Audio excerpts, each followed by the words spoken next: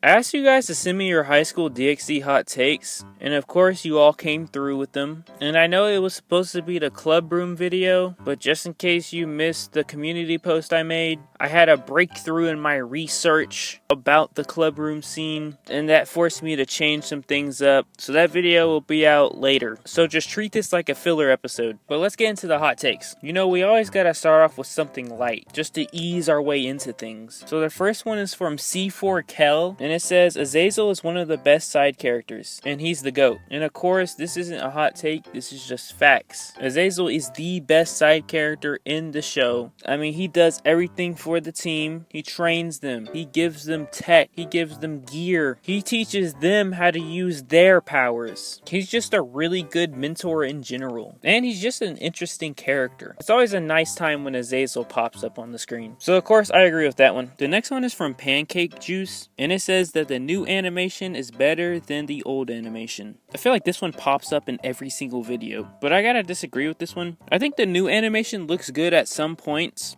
like during fights, and really anytime they need the characters to move in a fluent way. But I feel like there's just way too many still shots of nothing. I know it's a weird complaint, but because I make content on High School DxD, I have to grab clips of Season 4, and I hate using clips of Season 4 because a lot of the times, it's just a zoomed out picture of the characters just standing there doing nothing. And it's just like, I can't use that for anything. So that's one of my complaints with Season 4's animation. It just feels lazy sometimes. But other than that, I do think the Season 4 animation is good, and I think it's better than Season 3. But I still disagree with this one, because I don't think it's the best. The next one is from GK1, and it says, Asya doesn't deserve the hate. She's one of the best characters in the anime because of her story and love for Issei. And I definitely agree that she doesn't deserve the hate. I made a video on it. I still haven't heard a valid reason for hating Asya, even after making that video, because most people hate her for things that other characters do. There's like this weird double standard with Asya, where when she interrupts an ecchi scene with Issei, she's seen as the devil, but when Rias does it, they don't even bat an eye. It just doesn't make no sense to me. I mean, she's a nice character, she's useful, and she's one of the most important girls in the group when it comes to their relationship with Issei. She was really the first girl to show Issei like actual love. So I just don't get why people hate her. So I agree with that one. The next one is from I Would've, and it says, some of the coolest and most interesting sacred gears go to the villains and side characters. I mean, what are the most interesting sacred gears? I mean, obviously Issei has a cool one. I like Kiba's a lot, but the side characters have some cool ones too. I like Saji's a lot. I think his looks really cool. And then obviously Volley's. I think Volley's is just as cool as Issei's, and I think it looks better. I don't know if I would say it's a better sacred gear, but I do think it's just as cool. And I think Azazel's is really cool. I don't know, just the idea of creating a sacred gear yourself is just so insane to me. And that's probably my favorite one. I think it's the coolest looking. So I guess I'll agree with that. I'll give the side characters like a slight edge over the main characters, but I think it's close. The next one is from Kudoya, and this one says, Issei seems to have befriended Kiba too quickly, even though he can't stand him at first. I would have given him a little bit more time. And I gotta disagree with this one. I mean, it's not like Issei hates Kiba, he's just jealous of him. I don't think that jealousy is deep enough for Issei to not want to be friends with him. And plus, one of the biggest reasons why they even became close in the first place is because Kiba helped Issei try to save Asya and also beat Raynare. I mean, Issei wouldn't even had a chance to save Asya if it wasn't for Kiba and Konoko helping him. So just the fact that he went out of his way to help him, I think is a good enough reason to become friends with him. The next one is from Kobe Mitchell, and it says, Raynare should be brought back either as a big bad of the whole series or redeemed. And this one I also disagree with. I mean, I think Raynare had a good ending. That episode 5 is just so good. I really wouldn't change anything about it, and I think bringing Raynare back, or bringing her back permanently, would make that moment feel a lot less special. And there's no way, no universe where Issei would be able to forgive Raynare. After everything she put him through, there's no way he would ever do that. So I definitely disagree with this one. I think she had a good ending, and it just wouldn't make sense for her to be redeemed. The next one is from Randomizer, and it says the power scaling of the characters doesn't make sense, and that sucks because it seems important to the story. In this one, I do actually agree with. I got out of high school DxD power scaling because of how inconsistent it was, and because of how all over the place it was. Like, I've had people telling me that Issei's boundless, that he's multi-universal, that he's all these things, but then when you watch him, it's just kind of like, nah, he's not none of that. It's just all over the place. I don't know, it's just, I think the problem is mainly it's all based on just words, word of mouth feats, instead of actually doing the thing that they're saying, that it kind of makes it really hard to understand how strong each character is. Because telling me Issei can destroy a planet is different than showing me that Issei can destroy a planet. And it just makes things more clear if you do just show me that he can destroy a planet. So I do wish that it was a little bit more clear and we had a better gauge on how strong every character was. I think some characters are easier to tell, but once you get to the stronger characters, it just becomes a mess. So I'll agree with that one. The next one is from Car Kid, and it says, Blood Azazel is goated, but you do not need a meat ride, my mans. And obviously I disagree with this one. I mean, I don't even think I meat ride Azazel that much. Obviously I do exaggerate a little bit, but for the most part, I'm just saying like basic stuff that the author wants you to think about him. I mean, they show him as this cool guy that doesn't really get bothered by anything and always has a plan on the back of his mind and knows everything. I mean, pretty much the whole point of Azazel's character is to explain what's happening in the plot. He's the character that gives us our exposition. He gives us our backstories. He tells us pretty much everything we need to know. So yeah, I'll disagree with that one. The next one's from General Society, and it says, it's not the best written story, but it has its moments. How Issei has not done the deed with any of the female characters is beyond me. I also agree that it's not like a perfect story or anything, and it has its ups and downs. Like, obviously the whole Raynare arc that I just made a video on is one of the ups, but on the other hand, you have the last 3 episodes of season 3, which just objectively aren't good episodes. And even if you look in the light novel, it wasn't much better. The Juggernaut Drive scene is done terribly in the light novel. So yeah, it definitely has its ups and downs. And then the Issei not doing the deed with the other girls, I think the reply kind of just explains why. But in theory, I guess it's also because the girls always walk in at the worst moment. So I don't know, it just kind of depends how you look at it. The next one is from Peter Fan, and it says that Saji's sacred gear and its ability is way cooler than Issei's. This one is tough because I do think it kind of looks cooler, and I like the idea that it has all these different parts to it that each give him a different power and ability. But at the same time, it's hard to call it better than Issei when we barely get to see it. Maybe if we got to see his sacred gear more, I would be able to agree with this take. But I don't know, I really like Issei's sacred gear and how in theory he can just power up to become as strong as possible, and how he's the only person stopping him from becoming the strongest character ever. I just like that concept more than Saji's. So I'll say Issei's is cooler, but Saji's abilities are better. So I guess it's like a half agree, half disagree. And then the other take says Sairaorg is a lot like Rock Lee from Naruto. And yeah, he definitely is.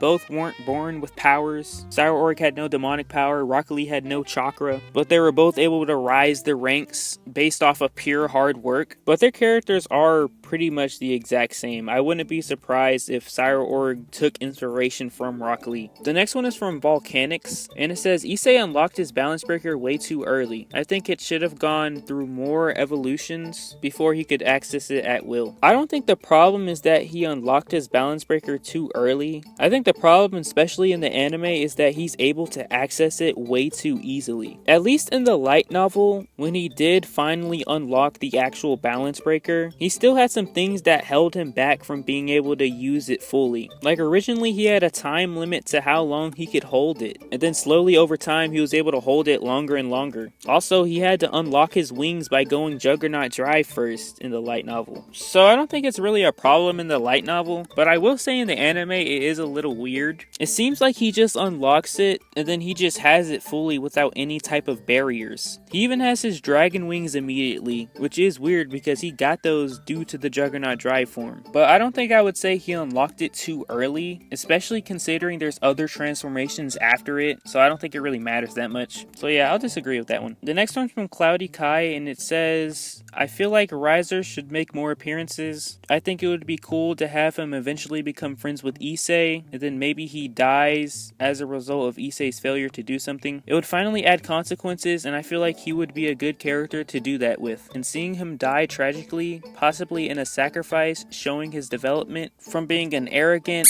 to a good man would be cool. And then he says that there should be more consequences for Issei to develop his character and the story better. And I do agree that Riser should make more appearances, mainly just because of the impact he has on the characters. I mean, he almost married Rias. Like, Riser winning that rating game was a pretty crazy moment. So I do think it would be cool if we got to see him a little bit more, but I don't think Riser should be a regular. I don't really think it's necessary for Issei and Riser to become friends. I like the appearances he's made so far, and I like that we've actually already seen the growth in his character. I mean, we've seen him go from that annoying, arrogant guy that never loses to this guy who gives Rias words of motivation. So we do get to see that character switch, but I don't think he should be a sacrificed character.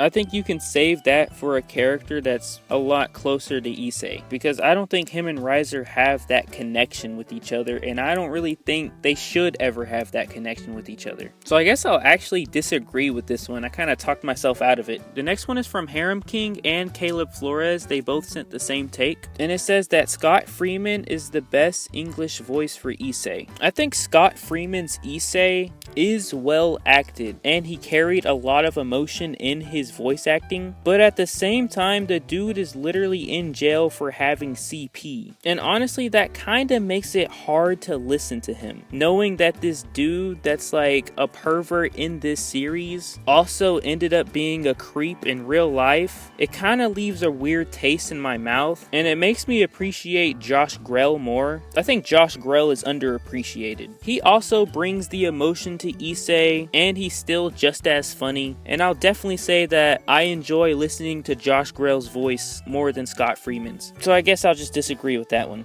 The next one's from Kirito, and it says Rossweisse is the best. I mean, she's okay. Definitely wouldn't say she's the best. She's a little funny. I'll give her that. She gets some points for being a little funny. She has the best battle armor. Every time she comes out to fight, she's got that on, but I don't think she really beats any of the main girls. Other than putting on a really good fight. She does that really well too. She can put on a show, she can put on a fit, and she's a little funny. So you know, she's got a little something going for her, but I'll still disagree with this one. The next one is from That's Crazy, and it says that the anime is better than the light novel. And this one I will also disagree with. It's always going to be really hard for the source material to be worse than the adaptation. And that's because the source material can just fit in more details, they can fit in more character work, they can fit in more plot points. There's just more you can do in a book that doesn't have a limited amount of pages or volumes than in a show that has to be 12 episodes. Sometimes adaptations are better than the source material, but with High School DxD I can't say it is, because there's just a lot of things that the light novel does better than the anime. I think just in general all the characters are better in the light novel. They're all a lot more fleshed out, and their relationships with each other are a lot tighter than they are in the anime. The light novel also just has more content than the anime too. I mean, the anime had to cut out the Rias and Sona rating game. I think that's one of the biggest losses they had. But there are things that the anime does do better than the light novel. Obviously, fights are better in the anime,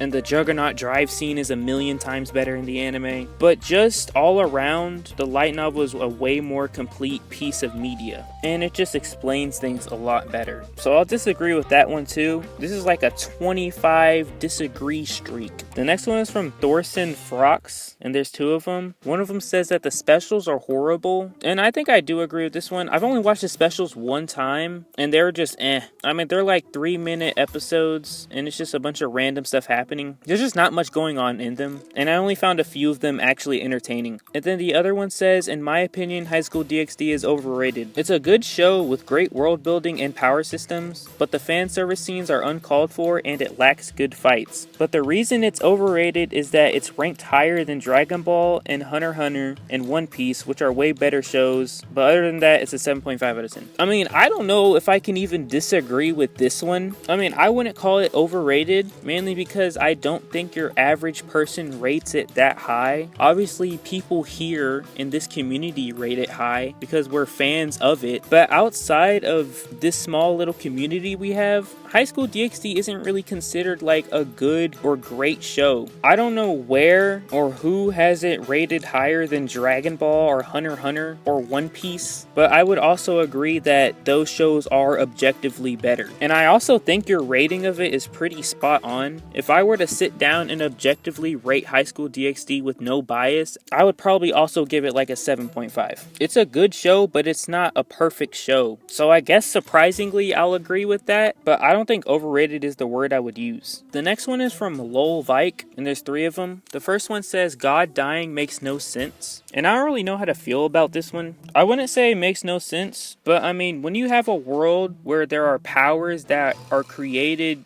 specifically to kill really strong beings like a god, you have a sacred gear like Issei's that's entire purpose is to be able to transcend God. So I definitely wouldn't say it doesn't make sense. I think if you look at the god more like Odin than like your typical god, then it makes more sense. So I guess I'll disagree with that one. The next one says Konako starting to love Issei should never happen. And I don't really know where this one comes from. I mean, I don't really see the problem with it. I think Konako has every right to like Issei. I think Issei gives her a good enough reason to like him. I mean, I think just in general, helping someone through their trauma will probably get them to like you. So I think it makes sense why she likes him, so I don't have a problem with her liking him. And then the last one says that the fight with Riser is the best. And this one I'll definitely disagree with. I don't think the Riser fight's that good. I think the Riser fight could be so much better if they didn't talk so much. I'm okay with talking if we actually get to see some fighting, but when your fight is just 10 seconds of actual hand throwing and 4 minutes of just talking, I do have a problem there. Like the Issei volley fight has a lot of talking, but there's also a lot of fighting in the fight. Issei and Riser only fight for the 10 seconds that Issei has the armor on. And even then, Issei spends like 5 of those seconds just holding a cross up to Riser and walking towards him, instead of charging at him. The fight does do a good job at tying everything together though, because the whole journey through Season 1, we see Issei go up and down with his confidence, but with this fight, this is like the first time we get to see Issei where it seems like his confidence isn't wavering. This is one of the only times in Season 1 where it feels like he actually believes in himself. He uses the stuff that he learned in the training episode to defeat Riser, and it's just a really good callback to that episode. So that aspect of the fight is good, but just as a fight, it's not that good. It's mediocre at best. The next one is from Ebio or Ebio, and it says that High School DxD's OST is heavily underrated and probably one of the best in anime if you really listen to the songs. I strongly agree with this one. I made a whole video just on the OSTs in High School DxD. That's how good they are. They add so much emotion and they make every scene seem so much more impactful. I always like to point to it, but the scene where Rias resigns is made so much better with that OST. That OST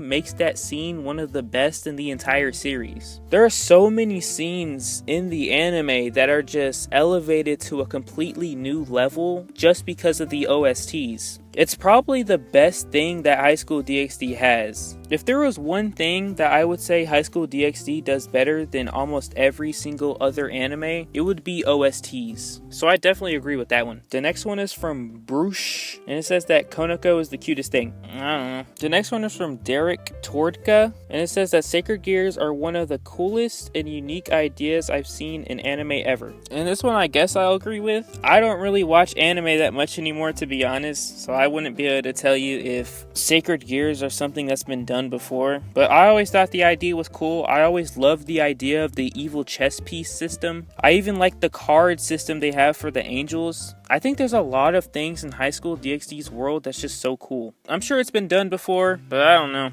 I think it's cool, so I'll agree with that one. And then he asks, are you ever going to make a Discord? And this, I've kind of been on the fence about. I don't know if I will. I probably won't, because I can barely even manage my YouTube channel, so I don't know if I could see myself managing a Discord server. I would be very inactive on it, so I just don't really see the point of me creating it if I'm never gonna be on it. The next one is from Deathclaw, and it says, tone down the fan service to plot essential moments and let nice moments play out without interruption. And this is not a hot take, this is just facts. For the most part, I will say they do a pretty decent job at making sure the fan service doesn't ruin serious moments. Like the Raynare arc, you didn't see any fan service ruining the moment with Issei and Asya. You don't really see any fan service ruining the moment between Issei, Rias, and Riser. But obviously there are times where it does ruin the moments. You know, the best example is always the Juggernaut drive scene in the light novel. Horrible, horrible placement right there. I really want to know what was going through the author's mind when he wrote that, because that was just terribly executed. That was like the worst thing they could have ever done. But yeah, I'll agree with it because that is something that they should do, but I don't think it's like as big of a problem as you would think. The next one's from Indie Enderman, and it says, people say DxD is ruined by the fan service, but it's actually relevant to the story, as it's mostly showing the girls' attraction towards Issei. And I think unfortunately I'm going to have to agree with this one. So I think the fan service is a necessary aspect to the story because it goes with Issei's character. I think they just need to tone it down. When the fan service isn't interrupting a moment that we're supposed to be taking seriously, I don't have a problem with it. And when the fan service is used in a comedic way, I also don't have a problem with it. I only have a problem when it gets in the way of the serious moments. So I guess I'll agree with this one because I just can't see High School DxD without any fan service. There has to be some fan service in there for the story to work, but it just needs to be toned down and it needs to be removed from scenes that they want us to take seriously. The next one is from Sisekalo Vasiloyanis, but it says, besides Rias and Akano, Zenobia is the best girl.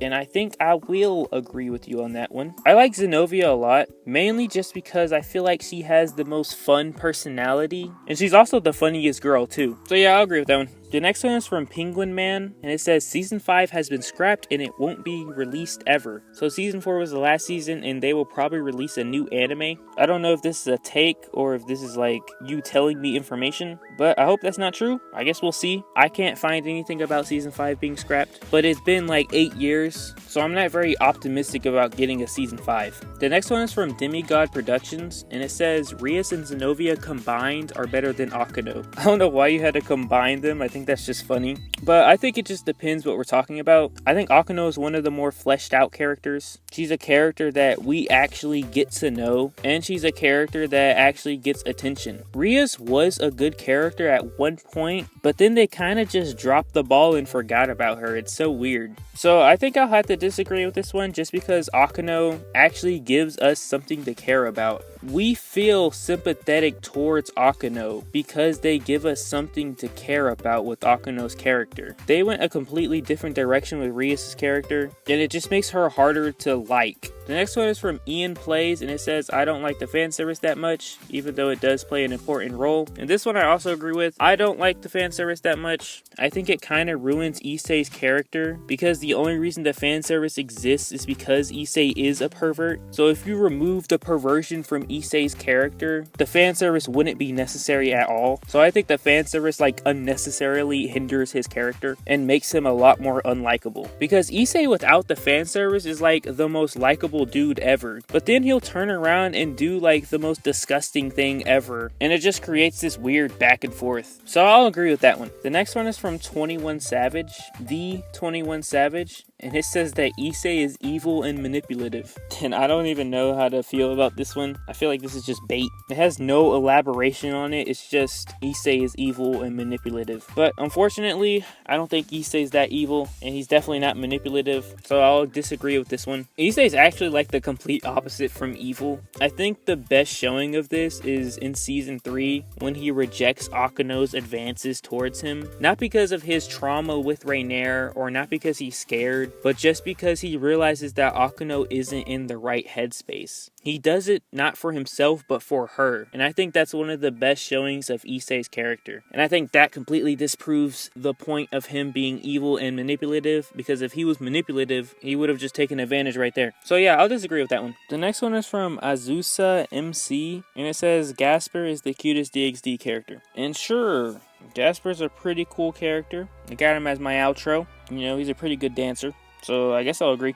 And then the last one for today is from Elated Noah, and there's a few of them. The first one says, I love DxD, but I'd say it would have been much better without the harem part. This one I kind of go back and forth with, because on one hand, the harem part is pretty necessary to the story and Issei's character, like I've mentioned before. One of the first goals we see Issei have is to have a harem. He's surrounded by all these girls, and he helps them through their traumas and through their struggles. He helps them be better people. He helps them believe in themselves. And of course, that just leads to them having feelings for him. So the harem part is kind of needed for this story because it kind of opens up questions about what does Akuno do? What does Asya do? What do all these characters do with their feelings if there is no harem? You would have to change a pretty core part of the story if you didn't want it to be a harem anime. I think if the story were to be switched up a bit and Issei wasn't a pervert and he didn't want a harem and he only focused on Rias and maybe the other characters had someone else to go to, then I would agree that it wouldn't need the harem part.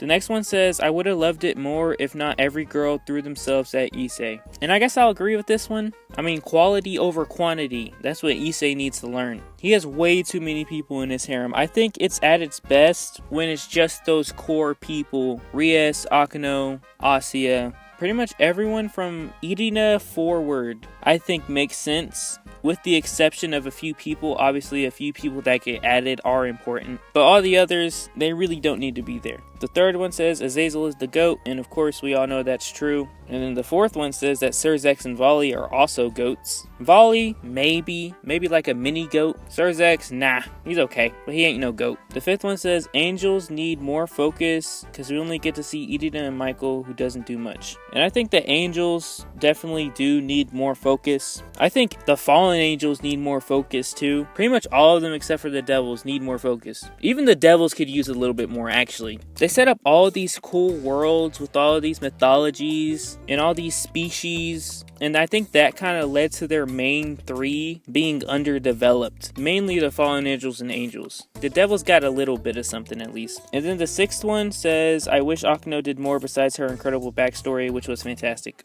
I think Akuno does do a good amount, but man, I just can't get over how badly she's written in the first season. She's actually horrible in that season. Horrible's a stretch, but she's not that good. She's definitely the worst character in the group in that season. But I think for now, with the backstory and with the relationship with Issei, I think she's doing good. They did a complete 180 with Akuno's character, because now we care about her, and now we want to see her with Issei. So yeah, I'll agree with that one too. And those are all the hot takes for this video. If your hot take didn't make it in this video, it will be in the next one. I do like to get everyone's hot take into a video. I don't want anyone to feel left out. But yeah, next video will be part 2 of the hot takes, and then we'll do the club room scene. You guys will see what I'm talking about when I say I came to a revelation with this club room scene. You'll understand when the video comes out. But it's like 4 a.m, tired, so I'm gonna get out of here. If you enjoyed the video, please like and subscribe, and thanks for watching.